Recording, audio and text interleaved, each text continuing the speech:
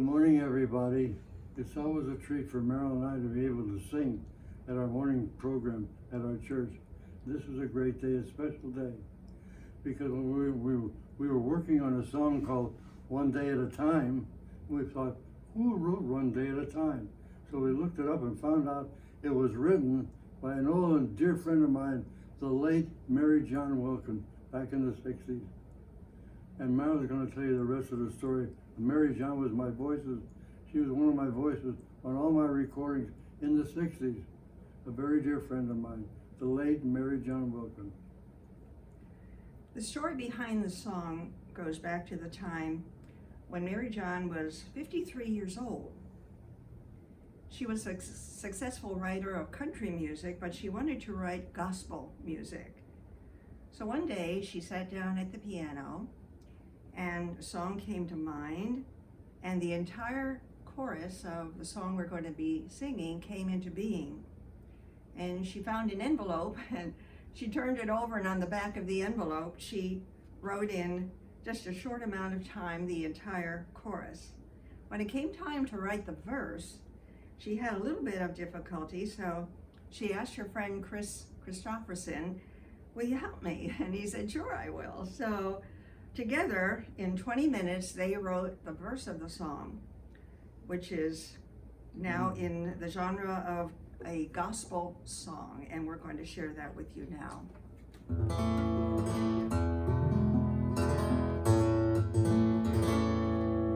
One day at a time, sweet Jesus, that's all I'm asking from you.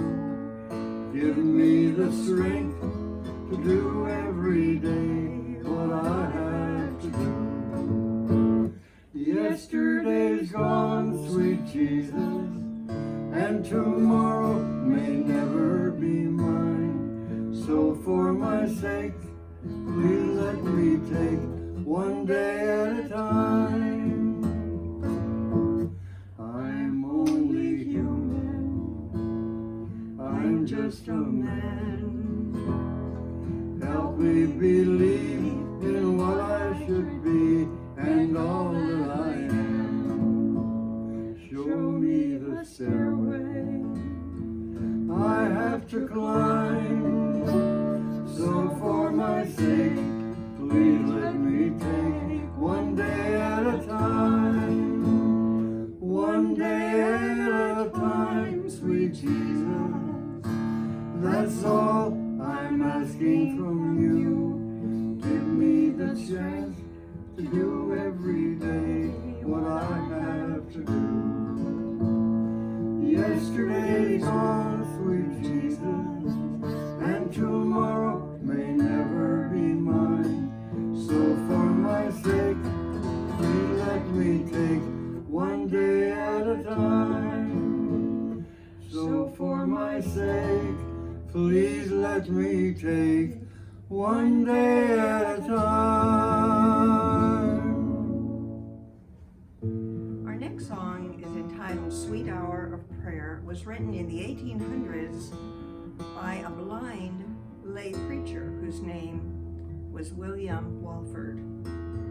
He lived in England, and he happened to write this beautiful, beautiful hymn as a private devotional. First as a poem, and then it was put to music later on. And he wrote this devotional prayer to our Heavenly Father, who already knows what our wants and what our wishes are. But in the song, you'll notice it speaks of our wants and our wishes that we ask our Father that He already knows about before we even ask Him. So we'd like to share Sweet Hour of Prayer. Sweet hour of prayer, sweet hour of prayer, that calls me from a world of care and bids me at my Father's throne make all my wants and wishes known. In seasons of despair and grief, my soul has often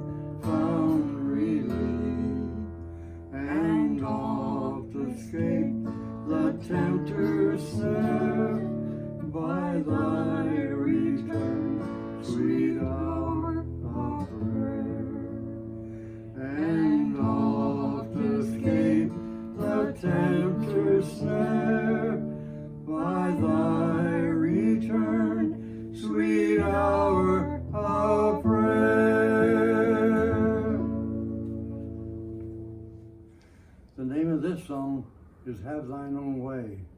It was written by Adelaide Pollard. There's a great story connected with this song, but I'm going to let Marilyn tell the story of Have Thine Own Way. Okay. All right, as Merv said, Adelaide Pollard wrote this Christian hymn. And it was inspired by a simple prayer of an elderly lady at a prayer meeting who prayed, "It really doesn't matter what you do with us, Lord. Just have your own way with our lives." And when it came time for Adelaide to write this hymn, she based it on Jeremiah 18, verses 1 through 6, where our Heavenly Father talks about the Lord being the potter, and we as Christians who know Christ in our hearts are the clay, and we allow Him to mold us and make us as He would have us to be used for His honor and His glory. Adelaide, at some time of her life, wanted to go to Africa as a missionary, but she was unable to secure the funds for the trip and the long journey. But eventually she found herself in a teaching position at Nyack Missionary Training Institute, Nyack, New York, that was founded by A.B. Simpson. And this is a place where students were trained to spread the gospel in various places in the United States and across the seas to different foreign fields. Well, the Training Institute later, because of accreditation, became Nyack College. And I would be so happy to be able to share with you that the Lord led me to Nyack College one day, and that was way back in the 1950s. And so it is my alma mater, Nyack College, Nyack, New York on the Hudson, where I graduated in 1959. So the song, Have Thine Own Way, Lord, has a lot of meaning to both of us, and we'd like to share that with you now. Have Thine Own Way.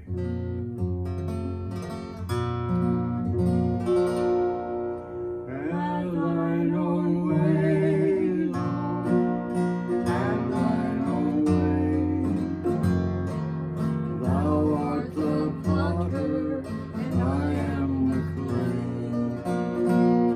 Mold me and make me after Thy will, while I am waiting, yielded and still.